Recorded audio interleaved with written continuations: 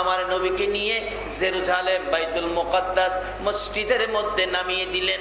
নবী বলেন নামিয়ে দেওয়ার পর দেখি হাজার হাজার নবী রাসূল, 1 লক্ষ মতান্তরে 2,24,000 নবী রাসূল দাঁড়িয়ে আছে। আদম আলাইহিস সালাম থেকে শুরু করে ঈসা আলাইহিস সালাম পর্যন্ত সকল ফেরেশতাগণ পর্যন্ত লক্ষ লক্ষ ফেরেশতারা দাঁড়িয়ে আছে। আজান হলো, জামাতের কাতার সোজা হয়ে গেল। নবীজি এদিক সেদিক তাকায়, এত বড় জামাত ইমামতি করবে কে? আদি পিতা আদম আলাইহিস সালাম মুরব্বী, উনি নিয়ে আজকের জামাতে ইমামতি করে। জিবরাইল কয় হুজুর কি টেনশন করতেছেন? জিবরাইল এত বড় জামাতের ইমাম কে? আদি পিতা আদম নবী। জিবরাইল কয় হুজুর আদি পিতা আদম নবী এই জামাতের ইমাম না, তাহলে জাতির পিতা ইব্রাহিম নবী কি এই জামাতের ইমাম?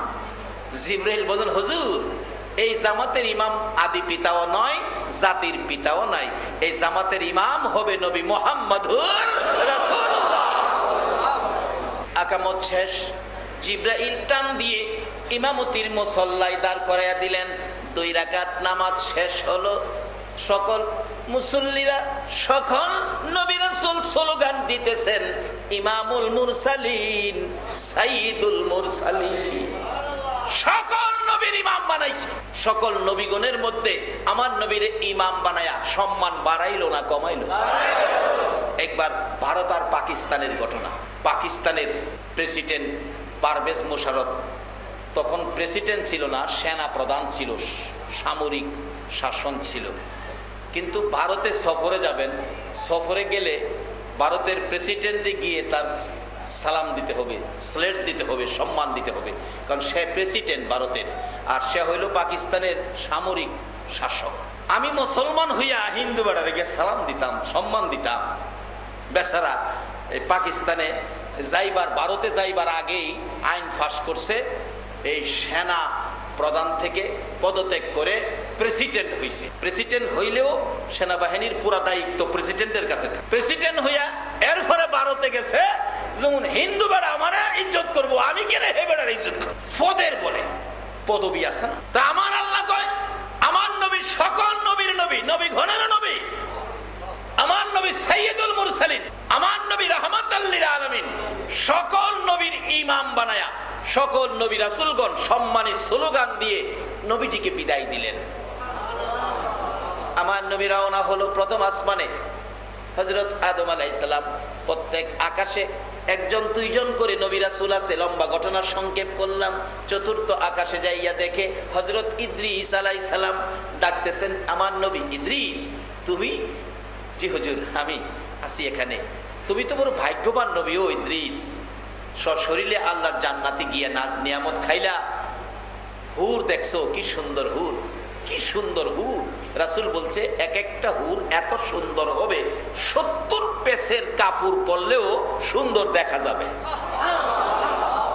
70 পেসের কাপড়, আর আমরা তো 2টা পেসের কাপড় দিলেই হাই কোন কালারের বোঝা যায় না। কি কারণ মিত্রতা যদি বেজাল কালারও থাকে, ফেজটা মাশাআল্লাহ হন, কারণ অহন গেলাম জায়গায় জায়গায় বিউটি পার্লার বাইরেছে না। আমাদের চট্টগ্রাম আছে কিনা জানি না, আমাদের ভৈরব এলাকায় আছে।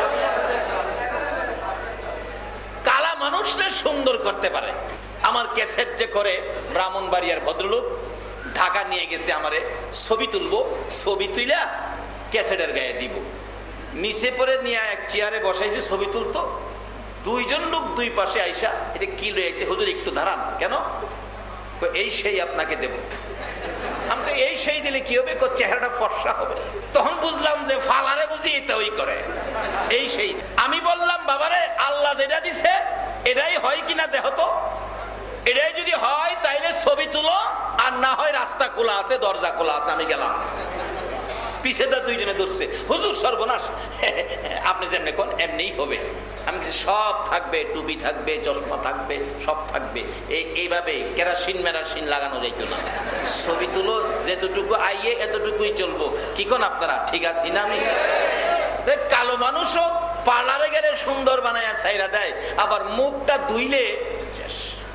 একটা বাচ্চা মেয়েরে পার্লারে সাজাইয়া নিছে, ঠোঁটের মধ্যে এই সেই মারছে, বেচারা আমার শ্বশুর বাড়ির গেছে বেড়াইতো, তার মা বাবা লইয়া গেছে আর কি, এই যে খাওন দিছে খাইবার লেগা এই যে সাজের জিনিসগুলি উঠতে দেবো গা বিদায়, হায় খায় না।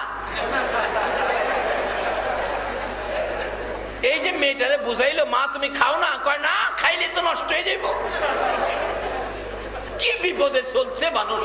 পার্লারের সাহায্যে তোমার সুন্দর দেখাইলে হবে না, তোমার আমল আখলাক চরিত্র দিয়ে তোমার সুন্দর প্রকাশ করতে হবে।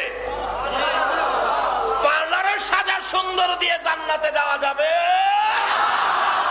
তোমার চরিত্র দিয়ে আমল আখলাক দিয়ে নবীর আদর্শ দিয়ে তোমাকে সুন্দর বানাইতে হবে। আবার পার্লারের মালিকরা বললেন না যে আপনাদের খারাপ কইতেছি না, আপনারা ব্যবসা আপনারা করেন, আমি আপনারা না করছি না। এই পার্লারের সাথে সাথে নবীর আদর্শের সৌন্দর্য গায়ে লাগান। যাইতে যাইতে যাইতে যাইতে ইদ্রিস আলাইহিস সালামের সাথে সাক্ষাৎ। ইদ্রিস কি সুন্দর হুর তুমি দেখছো, হুরের আরে কি পার্লারও সাজাইছে দেখছেন না তো বাঙালি, দেখছো না তো? কাইল্লা মাইয়ার পাগল হইয়া ফ্রেমে ভইরা মাইয়ারে বিয়া দিলাইছে, হ্যাঁ গাড়ির তলে ফিরে মরছে। আরে বেকলের বেকল, নবীর ভালোবাসায় যাইতে থাকো না, যাইয়া দেখো কি হুর সুন্দর। একটা হুর যদি পৃথিবীর মানুষের দিকে তাকাইয়া হাসি দিত, এই হাসির সাথে পৃথিবীর মানুষগুলো খুশিতে হাসতে হাসতে বেহুশ হয়ে যেত।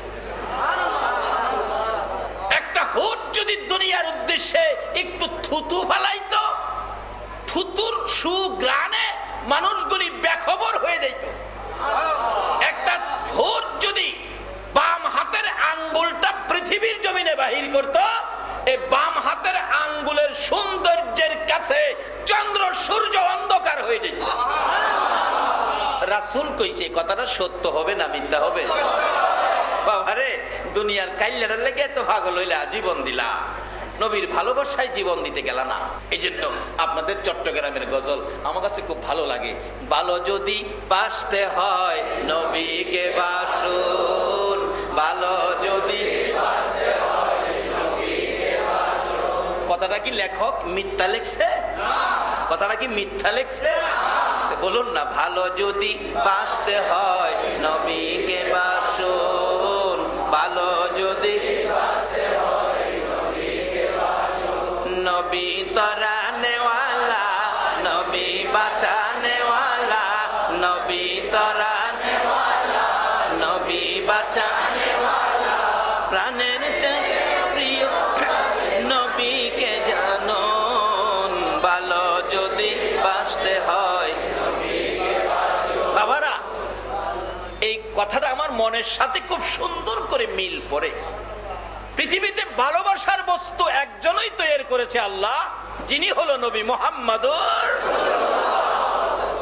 কোরআন শরীফে বলেছে ইত্তাকুল্লাহ, তোমরা আমাকে ভয় করো। আল্লাহকে কিন্তু ভালোবাসার কথা বলে নাই, বলছে আল্লাহকে কি করো, আর বলছে ফাত্তাবিউনি ইউহিব্বুকুমুল্লাহ। ভালোবাসতে হলে তোমরা আমার হাবিবকে ভালোবাসো। বাপ মার কথা বলছে খেদমত করো, বাপ মারে করো খেদমত, আল্লাহরে করো ভয়। আর ভালোবাসার জন্য একজন দিলাম, ইনি হলেন কে? জিবরাইল ডাকতেছে, হুজুর ইনি ইদ্রিস নবী, আমার নবী ডাকে ইদ্রিস তুই বড় ভাগ্যবান, বেহেশতি খাউন খাইছো, সুন্দর হুরবালা দেখছো। ইদ্রিস আলাইহিস সালাম বলেন, নবী গো কইছেন ঠিক, ভাগ্যটা তেমন একটা ভালো না। আর বলো কি হুজুর, আমি বেহেশতে যাইবার লেগে গেছিলাম, ঠিক যাই দেখি দরজা বন্ধ, একটা খোলা নাই। উপরে লেখা আখিরি নবী উম্মত নিয়ে না আসা পর্যন্ত কারো জন্য বেহেশতের দরজা খোলা হবে না। হাসরের দিন আদম আলাইহিস সালামের উম্মত, কিছু উম্মত তো সকল নবী রাসূলের আছে, কিন্তু সবচেয়ে বেশি উম্মত হলো আমাদের। সুবহানাল্লাহ না? আমার নবী হাসরে গর্ব করবে আমার উম্মত বেশি। আর ওখানে দিনের আমাদের দেশে আইন পাস করছে, ছেলে হোক মেয়ে হোক, কয়টা যথেষ্ট? তিনটা, দুইটা আর লাগতো না? দুইটা যথেষ্ট, বেশি হইলে দুইটা যথেষ্ট। যার ছেলে মেয়ে হইছে না হ্যাঁ একটা তুমি দাও না, যারা নিষেধ করো বেশি নিও না, যার হইল না পারলে তুমি হ্যাঁ একটা দাও। ঢাকা নিউ মার্কেটে 5টা দোকান, বাটা সিগন্যাল মোড়ে বাড়ি, ঢাকা কোটি কোটি টাকার মালিক একটা সন্তান নাই, তার বাড়িতে অনুষ্ঠান, তখন আমি ঢাকা থাকি, অনুষ্ঠান বাড়িতে শত শত মানুষ খাইতেছে, বড় আয়োজন হলে ভিক্ষুক যায় না? একটা ভিক্ষুক মহিলা একটা ছেলে কোলে নিয়ে দরজায় দাঁড়ায় বলতেছে, মা গো আমারে কিছু দেন না মা। ওই বাড়ি অল্লি ভাইরি আয়া বাচ্চাটার দিকে তাকাইয়া দুইটা চোখের পানি ছেড়ে দিছে। আল্লাহ, তার খাবারের ব্যবস্থা নাই, ভিক্ষা করে খায়, তারে এত সুন্দর ছেলে দিয়েছ, আর আমাকে 5টা দোকান 5তলা বাড়ির মালিক বানাইলা, আমার একটা সন্তান দিলা না? আমার সব নিয়ে যাও, রাস্তার ভিক্ষুক বানাইয়া এমন একটা সন্তান আমারে দাও। এত বড় আকাঙ্ক্ষা তার, এই পারপাস তো তোমরা একটা আইন করলা না, 5তলা বাড়ি দিলে একটা করে ছেলে দিমু। পৃথিবীর কোন সরকার পারছে কি এই আইনটা করতে? কিন্তু একটা সরকার আছে যারা করতে পারে, সেই সরকারের মেন সরকার হলো গাউসে পাকের নাম জপিলে আল্লাহ পাওয়া যায়। আরে গাউসে পাকের নাম জপিলে আল্লাহ পাওয়া যায়। পাগল কান্দিস নায়ার গাছতলায়, কান্দিস নায়ার গাছতলায়, গাউসে পাকের নাম জপিলে আল্লাহ পাওয়া যায়। হায়রে গাউসে পাকের নাম জপিলে আল্লাহ পাওয়া যায়। গাউসে পাকের এমনি নিশানা, চোরকে ধরে কুতুব বানায়। গাউসে পাকের এমনি নিশানা, চোরকে ধরে কুতুব। আরে মুর্দা মানুষ জিন্দা করে হাতের ইশারায়। আরে মুর্দা মানুষ জিন্দা করে হাতের ইশারায়। গাউসে পাকের নাম জপিলে আল্লাহ পাওয়া যায়। আরে গাউসে পাকের নাম জপিলে আল্লাহ পাওয়া যায়। বাবারা, আজকে হেই অজনা, আজকে মেরাজে যাইতেছি, কি কোন আপনারা? তবে পৃথিবীর কোন সরকার যদি নাও পারে, আল্লাহর পক্ষ থেকে যারা সরকারের দায়িত্ব পাইছে, আল্লাহর ওলিরা কিছু করতে পারে। একবার মুসা নবীর আমলের ঘটনা। জুন্নুন নামে এক পাগল, মুসা নবী রাস্তা দিয়ে যাচ্ছে, এক মহিলা ডাক দিছে, মুসা আলাইহিস সালাম আপনি তুর পাহাড়ে যাবেন? এদিকে আসেন। কি? দুইটা কথা শুনেন। কি কথা? আমার যে ছেলে মেয়ে হইল না, মনে যে একটা সাপ ছিল ছেলে মেয়ে, একটা ছেলে মেয়ে যদি আমার হইতো, আল্লাহরে জিগাইন তো আমার ছেলে মেয়ের খবরটা কি। মুসা আলাইহিস সালাম তুর পাহাড়ে জিগাইল আল্লাহ। মহিলা বলল ছেলে মেয়ের খবর জানতে চাইছে, কি ব্যাপার? আল্লাহ কই জানাইয়া দিস, তার ছেলে মেয়ের কোনো বাজেট আমি করি নাই। আচ্ছা, আল্লাহ যদি বাজেট না করে, কোন সংসদে এটা বাজেট করতে পারবো? কিন্তু আরেকটা সংসদ আছে যেটা আল্লাহর ওলিদের, আল্লাহর বন্ধুদের। আইসা খবর দিছে, মাগো আল্লাহ বলছে তোমার কোনো সন্তানাদির বাজেট হয় নাই, বাজেট করে নাই। নিশ্চিন্তা হয়ে গেল, সন্তান হবে না। এক পাগল হাইটা যা ডাকে, 1 রুটি 1 লারকা, রুটির বিনিময় লারকার দোকান দিয়া বসে আর কি। 1 রুটি 1 লারকা, 2 রুটি 2 লারকা, 3 রুটি 3 লারকা। মহিলা ডাক দিছে, বাবা এদিকে আসেন, রুটি খাইবেন? হ্যাঁ। একটা রুটি দিছে, খাইয়া কয় আল্লাহ একটা রুটি খাওয়াইছে আমার একটা ছেলে, তারে দিয়ালাইস। বাবা আরেকটা খাইবেন? দে। 2টা খাইয়া 2টা দিয়ালাইস। আরেকটা খাইবেন? দে। 3টা খাইছে। মুসা আলাইহিস সালামের উম্মতের পাগল তো, এটা 3টা ওই ক্ষমতা, এর বাইরে আর ক্ষমতা নাই। কিন্তু আখিরি নবীর উম্মতের লাগাইয়া দিলে কি 3 রুটি দিছে, 3টা লারকা, 3টা ছেলে দিয়ালাইস। যেমন ছেলের দোকান দিয়া বসে, কিন্তু 1 রুটি দিয়া 1 ছেলে দেলা। আর ঢাকা নিউ মার্কেটের ব্যবসায়ী, তার স্ত্রী 5তলা বাড়ি 5টা দোকান দিয়া একটা ছেলে পাইলো। পারবো কি পৃথিবীর কোন মানুষ দিতে? বাবারা কষ্ট হইতেছে আপনাদের? ছেলে বেলে বড় হয়েছে তো।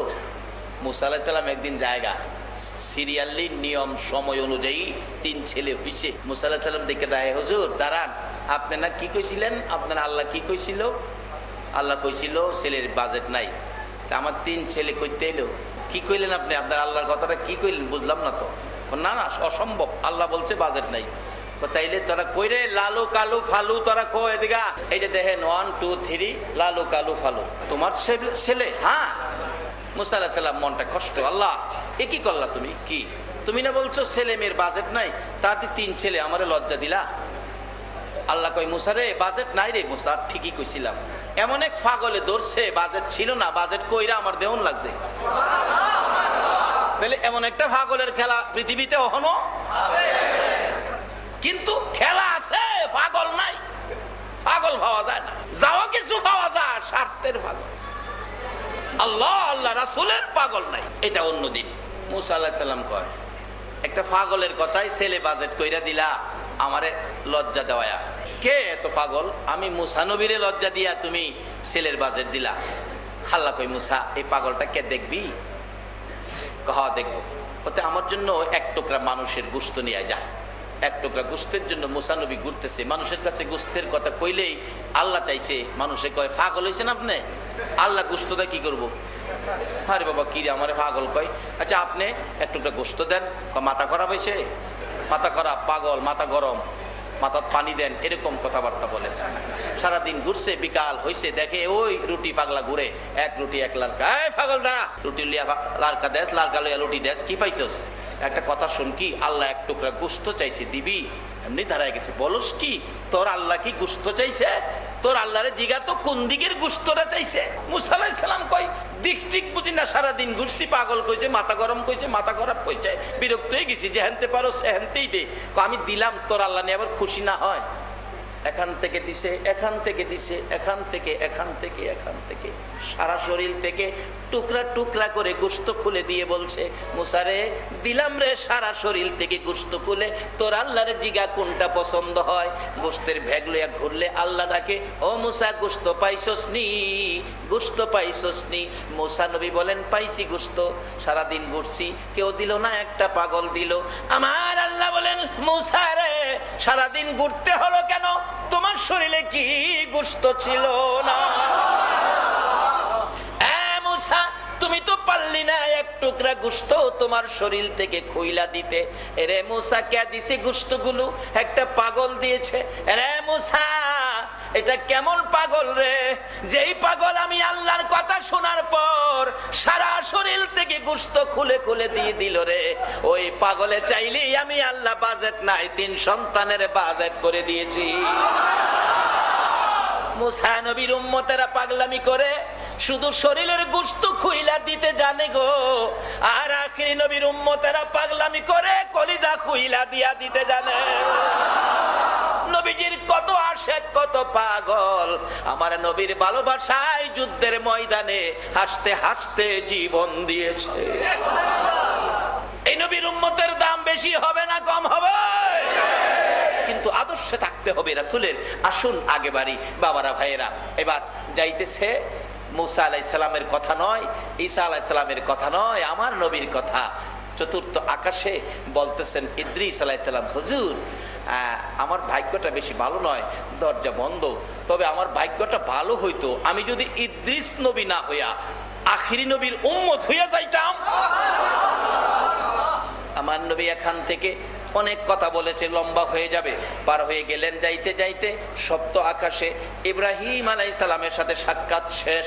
নবীগণের মর্যাদা দরজা ওখানেই শেষ, সপ্ত আকাশ। আমার আল্লাহ বলেন, বন্ধু গো, নবীদের মর্যাদার থেকে তোমার মর্যাদা উর্ধে উঠাইলাম, চলো আরো উপরে চলো।